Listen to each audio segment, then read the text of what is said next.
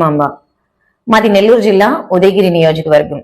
ఈ రోజు నేను మీతో ఒక ముఖ్యమైన విషయాన్ని షేర్ చేసుకోవాలి అని చెప్పి ఈ వీడియో చేయడం జరిగింది. అది కూడా ముఖ్యంగా ఆడవాళ్ళ కోసం.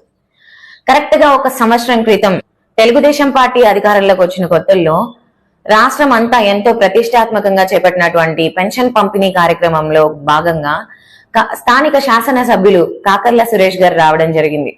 మన పార్టీ అధికారంలోకి వచ్చిందని చెప్పి నా సంతోషాన్ని వ్యక్తపరుస్తూ పార్టీ గురించి 4 మాటలు మాట్లాడడం జరిగింది. నా మాటలకు మెచ్చి నన్ను అభినందిస్తూ ఉమెన్ అడ్వైజరీ టీమ్ లో జాయిన్ చేసుకుంటానని చెప్పి నా ఫోన్ నెంబర్ తీసుకోవడం జరిగింది కాకర్ల సురేష్ గారు. నేను నా ఫ్యామిలీ వృత్తి వ్యాపార రీత్యా కర్ణాటకలో సెటిల్ అయ్యాం.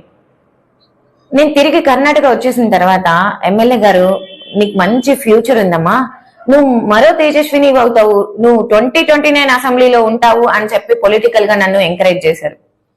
నాకు పొలిటికల్ గా ఏబిసిడి కూడా రావు సార్, నాకు వీలైతే సాఫ్ట్వేర్ జాబ్ ఇప్పించండి సార్ అని అడిగాను.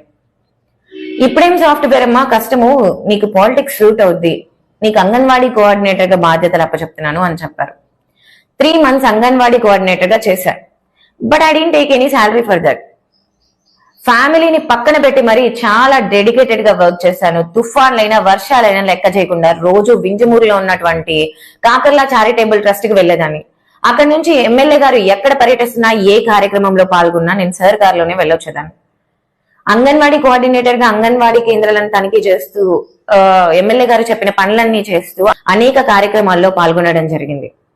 ఆ వర్క్ చేసే క్రమంలో ఒక్కొక్కసారి నైట్ లేట్ అయినప్పటికీ సార్ కారులోనే డ్రాప్ చేయించారు.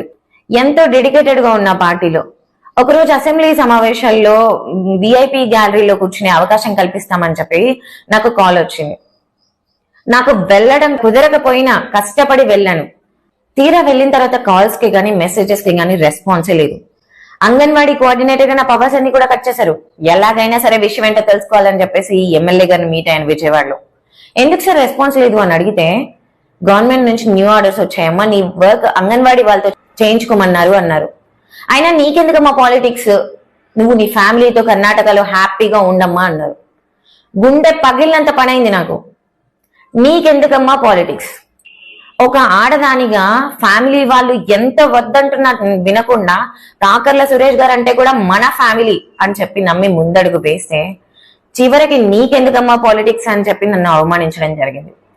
ఇక్కడ కర్ణాటకలో మా బిజినెస్ మానేసి మా సొంతూరుకు వచ్చేయమన్నారు. మా వారికి కాంట్రాక్ట్ వర్క్ ఇప్పిస్తానని చెప్పారు, లేదంటే అసిస్టెంట్ ప్రొఫెసర్ గా గవర్నమెంట్ తరఫున జాబ్ ఇప్పిస్తానని చెప్పారు. ఒకవేళ మేమే కనుక బిజినెస్ తీసేసి అక్కడికి వచ్చుంటే మా పరిస్థితి ఏంటి కాకర్ల సురేష్ గారు?